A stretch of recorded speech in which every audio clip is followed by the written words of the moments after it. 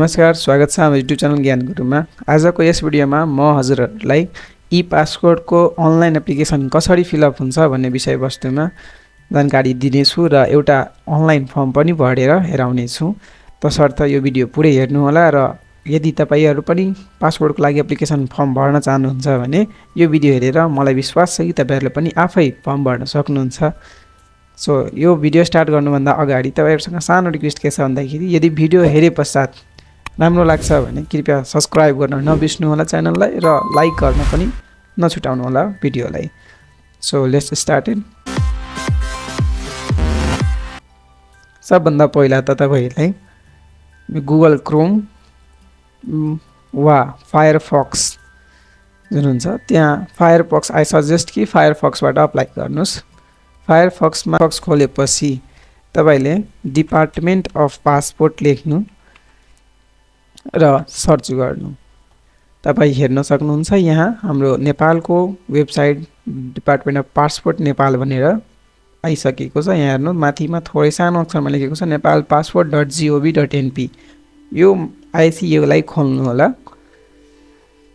अब यो एप्लिकेसन खोलेपछि तपाईले एउटा सूचना पाउनुहुन्छ। यो सूचना बारेमा थोरै बेरमा हामीहरुले चर्चा गर्ने छौं। पहिला हामीहरुले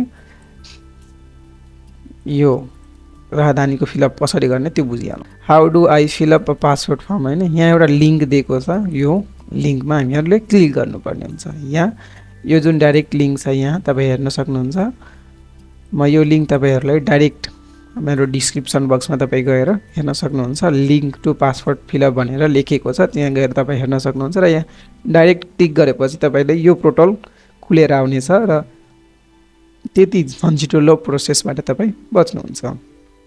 अब यति खोलेपछि अब यो मेरो डिस्क्रिप्सन बक्समा लिंक आएपछि तपाई त्यो लिंकमा क्लिक गरेपछि डाइरेक्ट यस्तो पोर्टल खुलेर आउनेछ। अब यहाँ हेर्नु प्रिन्क्लोरमेन्ट फर ई पासपोर्ट लेखेर आइहाल्यो हाम्रो। अब विद्युतीय राहदानीको लागि आवेदन दिनको लागि यहाँ अप्लाई फर पासपोर्ट भनेर छ। यहाँ क्लिक गर्दाखेरि यो तपाईलाई स्क्रोल डाउन गरिदिन्छ, तल गरिदिन्छ। अब यहाँ जम्मा नेपालमा 4 वटा पासपोर्ट बनाउन सक्छौं हामीहरुले। अब कुन कुन कन्डिसनमा के फर्म भर्ने भन्ने कुरामा छ। फर्स्ट जुन छ फर्स्ट इस्युएन्स पहिलो पटक राहदानी लिनको लागि, जस्तै अब कसैले पनि अहिलेसम्म पासपोर्ट लिनु भएको छैन भने यो फर्म भर्न सक्नुहुन्छ। यदि सेकेन्डमा अब छ रिन्युअल फर्म पासपोर्ट लिनु भयो तपाईले, अब त्यहाँको एक्सपायरी डेट हुन्छ 10 साल पश्चात, इस्यु भएको 10 साल पश्चात तपाईको पासपोर्ट एक्सपायर भइहाल्छ। अब त्यो एक्सपायर भएको पासपोर्टलाई रिन्यू गर्नुपर्ने हुन्छ र रिन्यूको फर्म हामीहरुले यो भन्दा अगाडिको भिडियोमा नेक्स्ट भिडियोमा हामीहरुले जान्नेछौं रिन्यूको फर्म कसरी भर्ने छ। अहिले हामीहरुले फर्स्ट इस्युएन्समा चर्चा गर्नेछौं। त्यसरी नै रिप्लेस वा लोस्ट। अब यो के हुन्छ भन्दाखेरि तपाईले पासपोर्ट बनाउनु भयो या कुनै कारणवश तपाईको पासपोर्ट हराइहाल्यो, त्यो कन्डिसनमा हामीहरुले यो रिप्लेसमेन्टको लागि फर्म भर्ने हो। त्यसैगरी अब रिप्लेसमेन्ट वा ड्यामेजको लागि अब ड्यामेज भयो भने ड्यामेज भन्नाले च्यातिहाल्नु, कुनै किसिमले पासपोर्ट बिग्रिनु, त्यो भएपछि हामीले ड्यामेजको फर्म भर्नुपर्ने हुन्छ। र एउटा कुरा अझै चार्जको कुरा गर्दाखेरि फर्स्ट इस्युएन्स र रिन्यूमा सेम चार्ज हुन्छ। त्यसैगरी रिप्लेसमेन्ट र ड्यामेजमा फरक भिन्न चार्ज लाग्ने गर्नेछ। अब हाम्रो चर्चाको विषय थियो फर्स्ट इस्युएन्स पहिलो पटकको लागि कसरी आवेदन दिने त। अहिले नेपालको लागि सबभन्दा पहिला चाहिने डकुमेन्टहरुको कुरा गरौँ। चाहिने रिक्वायर्ड डकुमेन्ट्सहरु हामीलाई भइहाल्यो। एउटा नागरिकता, त्यसैगरी नागरिकता पश्चात हाम्रो नेशनल आईडी कार्ड जुन अहिले भर्खर तपाईहरु आफ्नो नजिकको नगरपालिका वा जिल्ला सिडिओ कार्यालयमा गएर बनाउन सक्नुहुन्छ। अब म फर्स्ट इस्युएन्सको फर्म फिलअप गरेर हेराउने छु।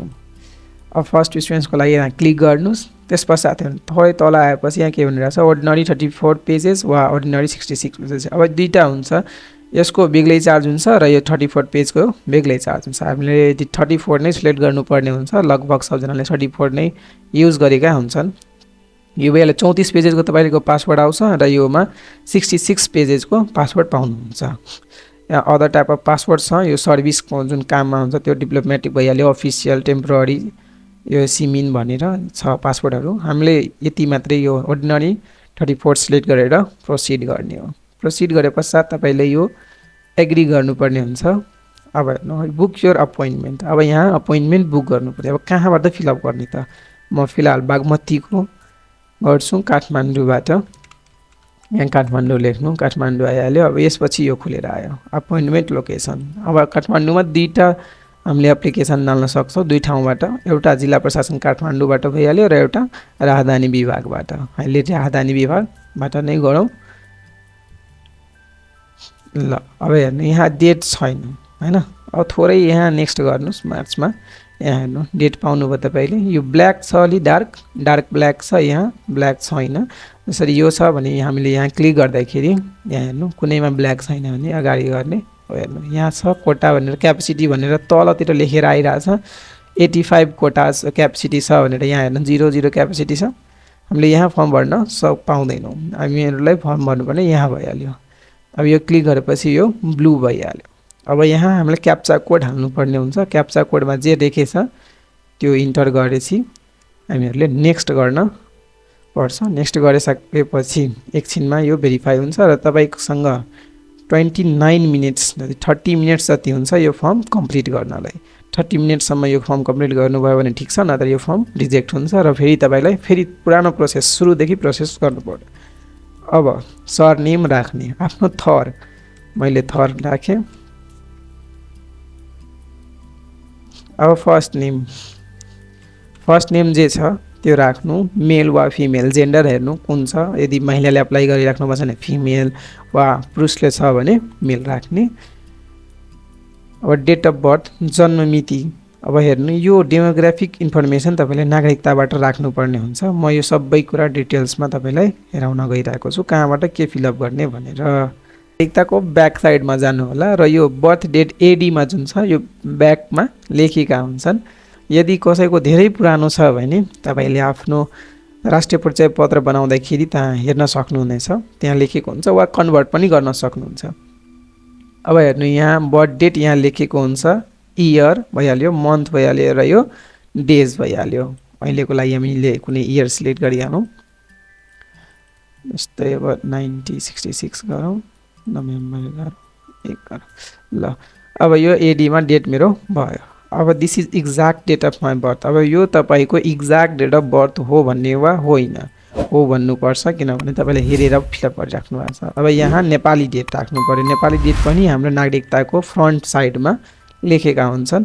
जन्मस्थान भइहाल्यो, जन्म मिति भनेर छ नि यहाँ।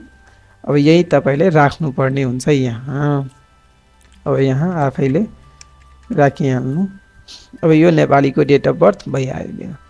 अब डेट, अब यो कहाँ तपाईँको जन्म भएको छ त्यो पनि हाम्रो नागरिकतामा तपाईँले हेर्न सक्नुहुन्छ। नागरिकताको फ्रन्ट साइडमै जन्मस्थान मैले भर्खर कुरा गरेको थिएँ। यो जिल्ला राख्नुपर्ने हुन्छ। जस्तै यहाँ दाङ लेखेको छ भने म यहाँ दाङ फिलअप गर्छु, दाङ भइहाल्यो। अब बुवाको सरनेम जे छ त्यो लेख्नु। नागरिकतामा बुवाको सरनेम पनि मेन्सन हुन्छ। बुबाको नाम थर छ नि यहाँ थर नाम जे छ त्यो मेन्सन नै हुन्छ अलरेडी।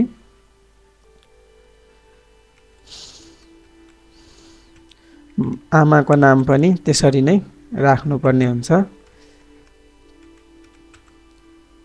अब त्यस पश्चात आफ्नो सिटिजनसिप इन्फर्मेसन, अब नागरिकताको विवरण राख्नुपर्ने हुन्छ। अब हेर्नु यहाँ सानो स्टार हेर्न सक्नुहुन्छ रेड कलरको, तर नेसनल आइडी कार्डमा स्टार लागेको छैन।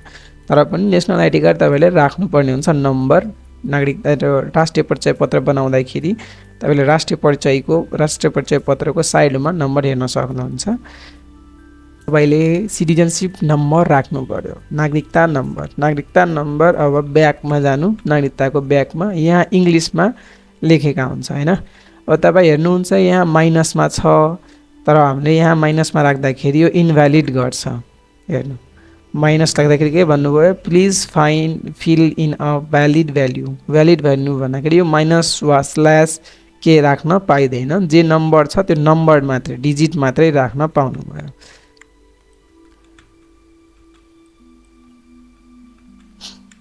अहिले हेर्नु 3929 म लेखिदिन्छु जे छ त्यो 3929। ल अब डेट अफ इस्यु नागरिकता कहिले भयो, नागरिकता इस्यु डेट हेर्नलाई नागरिकताको ब्याकमा हेर्न सक्नुहुन्छ। जारी मिति भनेर यहाँ लेखेको हुन्छ, जारी मिति जे छ त्यो लेख्दैन। वा साइन गरेकोमा पनि हेर्न सक्नुहुन्छ, जहिलेको साइन हुन्छ त्यो तहिलेको नै जारी हुन्छ। 76 3 छ यो 2076। 3 छ लेख्दिउँ। अब कहाँबाट इस्यु भयो त, जहाँबाट इस्यु भएको छ त्यही लेखिदिनु। यहाँ तपाईँले नागरिकताको फ्रन्ट साइडमा गएर हेर्नुहुन्छ भने नागरिकताको फ्रन्ट साइडमा लेखेको हुन्छ जिल्ला प्रशासन कार्यालय, यहाँ दाङ लेखेको छ भने यो दाङबाट नै इस्यु भएको मानिन्छ। अब यो भइहाल्यो। अब हाम्रो एप्लिकेन्ट डिटेल्स राख्नुपर्छ। अब जो आवेदक छन् उहाँको डिटेलहरू फिलअप गर्नु पर्यो। अब मोबाइल नम्बर पहिला राख्नु पर्यो। अब मोबाइल 10 डिजिटको हुन्छ, त्यो मोबाइल नम्बर गल्ती नगरिकनै राख्नु होला।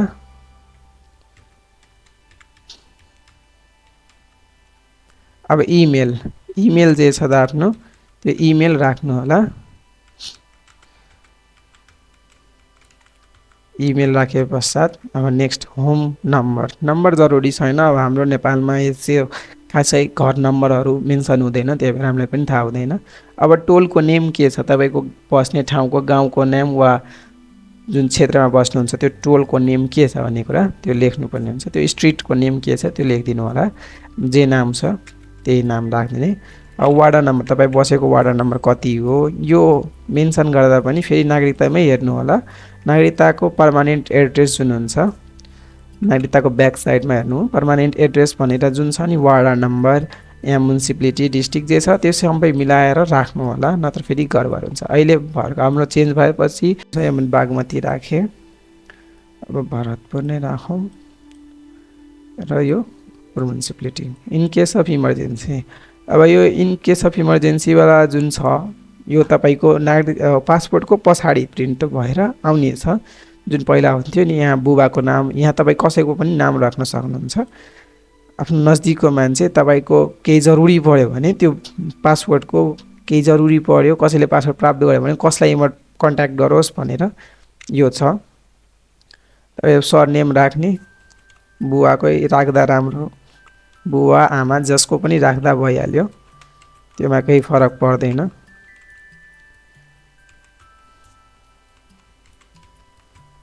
त्यो सेम भिलेज राख्ने, वार्ड नम्बर राख्ने, अब कहाँ बस्नुहुन्छ त्यो राख्नु, मोबाइल नम्बर उहाँको र इमेल ठेगाना छ भने वा छैन भने पनि केही छैन। अब यहाँ नेक्स्ट गर्दा भयो। अब नेक्स्ट गर्दाखेरि तपाईँलाई यो डकुमेन्टहरू स्क्यान गरेर राख्नु पर्यो। नागरिकताको ब्याक साइड राख्नु पर्दाखेरि फेरि नागरिकताको तपाईँलाई ब्याक साइड नै अपलोड गर्नुपर्ने हुन्छ र आफ्नै नागरिकताको अपलोड गर्नु होला र फोटो क्लियर राख्नु होला, जससँग फेरि विभागमा गएर तपाईँलाई कुनै प्रब्लम नहोस् भनेर। नागरिकताको ब्याक भनेर यहाँ मैले सेभ गरेर राखेको छु। यो फाइल एक्सिट भयो, 300 KB भन्दा सानैकै फाइल चाहियो है, त्यो कुरा पनि ख्याल गर्नु होला। नागरिकताको ब्याक साइड फ्रन्ट साइड राखेर अब यो दुवै लिइहाल्छ है। लिएन भने यहाँ सानोमा मेसेज इरर भनेर आइरहेको हुन्छ।